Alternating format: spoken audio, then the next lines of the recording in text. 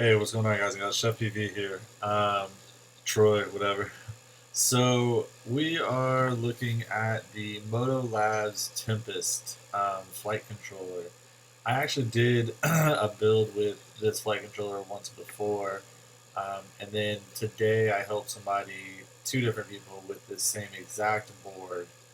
Um, and I just wanted to kind of do a quick walkthrough of how to wire everything up as far as VTX, camera power, LEDs, ESCs, everything basically, just real quick, step by step, because the pads are confusing and because the pads aren't labeled on the board and they're inconsistent, meaning the ground pads aren't all square. Some of them are, and some of them aren't, and the signals and the grounds alternate on sides. Anyways, we'll take a look at that. But I just wanted to kind of make sure everybody understood what was what.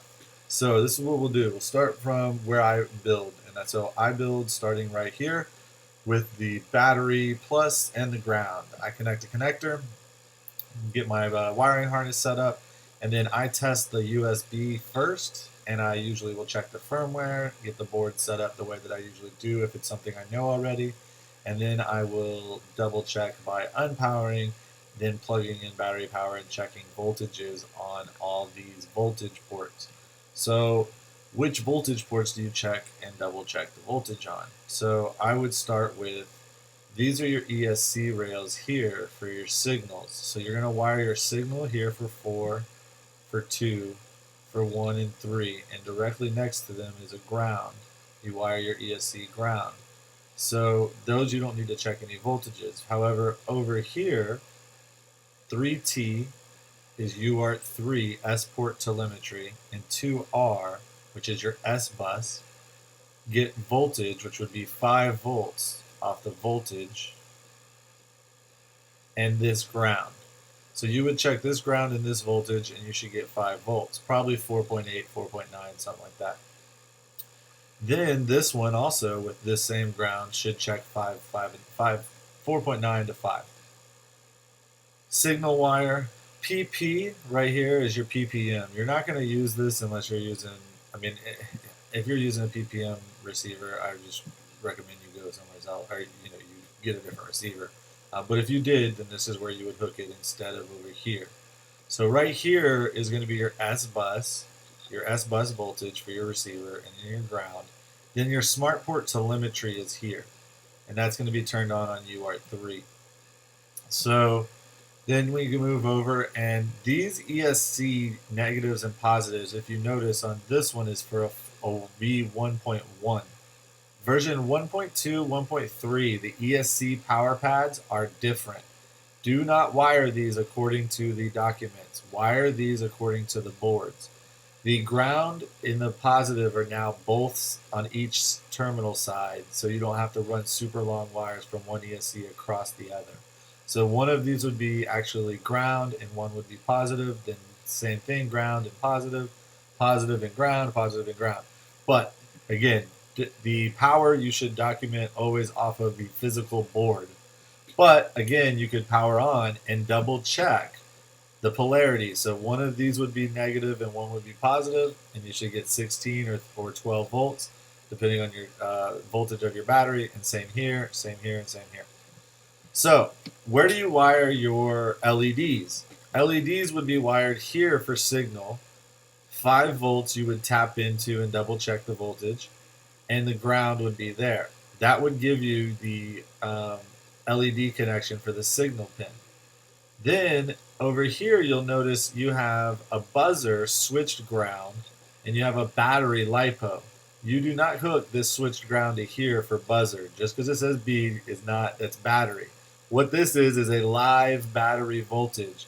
So let's say you have something that needs to be powered by 16 volts or 12 volts directly off the source that doesn't need to be filtered, like say a camera. You could go here, and this would be off the battery voltage and then the ground. Over here, you could have a shared ground with a 5-volt source for your batteries, for your LEDs. And then off this 5-volt rail, you could run something else 5 volts. So let's say your VTX is only 5 volts. You could run it here, but the other thing is this is 5 volts and unfiltered. Over here, you actually have a filtered battery. So whatever you're putting in battery voltage comes out filtered right here. So 16 in, 16 out right here, but filtered for a VTX that's high voltage. So I would prefer to put my voltage for my VTX here, and then you could run over here a 5-volt camera if you had a 5-volt camera, like an owl cam, something like that. Sorry, I could have zoomed in earlier. I didn't realize. And lastly, a couple of other just quick voltage places is right here. You can get another 5 volts unfiltered for something to tap into, like a camera. So you could go VTX and camera here for 5-volt camera, high voltage here. Or this could just be 5 volts. Anytime that you get the voltage filtered down or regulated down to 5, in theory, it's going to be somewhat clean. You just don't want to run a bunch of things off one 5-volt rail because a lot of times they're off of different dedicated 5-volt regulators.